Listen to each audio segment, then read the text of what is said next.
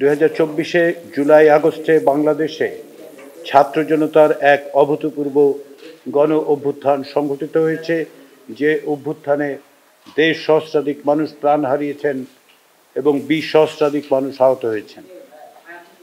এই অভ্যুত্থানের মধ্য দিয়ে রাষ্ট্র কাঠামো সংস্কারের এক প্রবল জন আকাঙ্ক্ষা প্রকাশিত হয়েছে। এই আকাঙ্ক্ষার অন্যতম লক্ষ্য হচ্ছে স্বৈরাচারী ব্যবস্থা পুনঃপ্রবর্তন ও ক্ষমতার এককেন্দ্রীকরণের ব্যবস্থা রোধ করা এবং একই সঙ্গে ভোটাধিকার সহ অন্যান্য নাগরিক অধিকার প্রতিষ্ঠা করা। এই জন আকাঙ্ক্ষার প্রেক্ষাপটে অন্তর্বর্তী সরকার 2024 সালের অক্টোবরে 6টি সংস্কার কমিশন গঠন করেন। এই কমিশনগুলো 2025 সালের ফেব্রুয়ারি মাসে তাদের সুপারিশ সম্বলিত প্রতিবেদন সরকারের কাছে পেশ করে। পরবর্তীতে 12 ফেব্রুয়ারি 2025 তারিখে এক প্রজ্ঞাপনের মাধ্যমে মাননীয় প্রধান উপদেষ্টার নেতৃত্বে এবং সংবিধান সংস্কার কমিশন, নির্বাচন ব্যবস্থা সংস্কার কমিশন, বিচার বিভাগ সংস্কার কমিশন, দুর্নীতি দমন কমিশন সংস্কার কমিশন, পুলিশ সংস্কার কমিশন এবং জনপ্রশাসন সংস্কার কমিশনের প্রধানদের নিয়ে একটি জাতীয় ঐকমত্য কমিশন গঠন করেন। কমিশন 15 ফেব্রুয়ারি থেকে আনুষ্ঠানিকভাবে তার কাজ শুরু করে। এই কমিশনের দায়িত্ব হল রাজনৈতিক দল সহ সংশ্লিষ্ট অংশীজনদের সঙ্গে আলাপ আলোচনার ভিত্তিতে গুরুত্বপূর্ণ কতগুলো সংস্কারের বিষয়ে ঐকমত্য পৌঁছানো এবং একটি জাতীয় সনদ প্রণয়ন করা। জাতীয় ঐকমত্য কমিশন 6টি কমিশনের প্রতিবেদনের প্রিন্ট কপি 28 ফেব্রুয়ারির মধ্যে সব রাজনৈতিক দলের কাছে প্রেরণ করে। পরবর্তীতে 5 মার্চ 2025 তারিখে 5টি কমিশনের চূড়ান্ত প্রতিবেদন থেকে গুরুত্বপূর্ণ 166টি সুপারিশ নিয়ে স্প্রেডশিট আকারে 38টি রাজনৈতিক দল ও জোটের কাছে তাদের মতামত প্রেরণের জন্য পাঠানো হয়।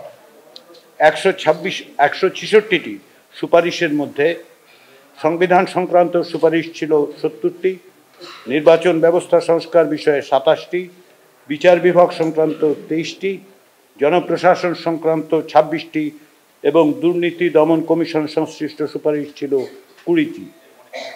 যেহেতু সরকারের প্রশাসনিক সিদ্ধান্তের মাধ্যমে পুলিশ সংস্কার কমিশনের সুপারিশগুলো বাস্তবায়ন করা সম্ভব এবং এর জন্য সংবিধান সংশোধনের প্রয়োজন হবে না, তাই পুলিশ সংস্কার কমিশনের সুপারিশগুলো স্প্রেডশিটে অন্তর্ভুক্ত করা হয়নি।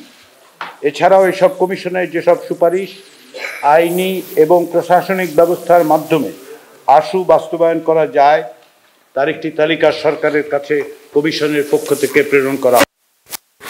স্প্রেডশিটে অন্তর্ভুক্ত সুপারিশের ক্ষেত্রে দুটি বিষয়ে মতামত চাওয়া হয়েছে। প্রথমটি হলো সংশ্লিষ্ট সুপারিশের বিষয়ে একমত কিনা। এতে 3টি বিকল্প রাখা হয়েছে, যেগুলো হচ্ছে একমত, একমত নই এবং আংশিকভাবে একমত। এই 3টি বিকল্পের যে কোনো একটিতে টিক চিহ্ন দিয়ে মতামত জানাতে অনুরোধ করা হয়েছিল। এছাড়া সুপারিশগুলোর ব্যাপারে বক্তব্য দেওয়ারও একটি জায়গা রাখা হয়েছিল। স্প্রেডশিট প্রেরণের পর রাজনৈতিক দলগুলোর প্রতি 15 মার্চের মধ্যে মতামত জমা দেওয়ার অনুরোধ জানায় জাতীয় ঐকমত্য কমিশন।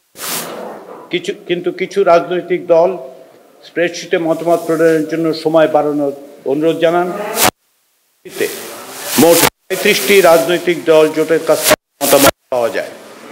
কিছু কিছু দল স্প্রেডশিটে মতামত দেওয়ার পাশাপাশি কমিশনগুলোর প্রতিবেদনে উল্লিখিত অন্যান্য সুপারিশের ব্যাপারেও বিস্তারিত মন্তব্য ও বিশ্লেষণ করে।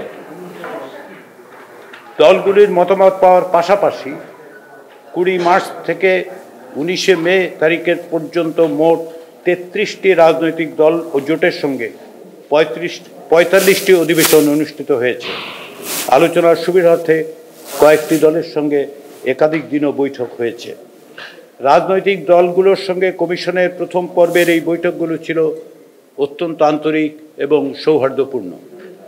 আলোচনার সময় বিভিন্ন সংস্কার প্রস্তাবের ব্যাপারে ঐকমত্য প্রতিষ্ঠায় উল্লেখযোগ্য অগ্রগতি সাধিত হয়। আলোচনাকালে অনেকগুলো ক্ষেত্রে রাজনৈতিক দলগুলোর অবস্থান পরিবর্তন হয়।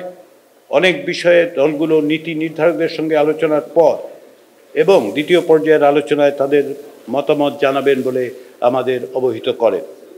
জাতীয় ঐকমত্য কমিশন থেকে পাঠানো সুপারিশগুলো সম্পর্কে রাজনৈতিক দলগুলোর সঙ্গে আলোচনার মধ্য দিয়ে বেশ কিছু বিষয়ে ঐকমত্য এবং আংশিক ঐকমত্য প্রতিষ্ঠিত হয়েছে।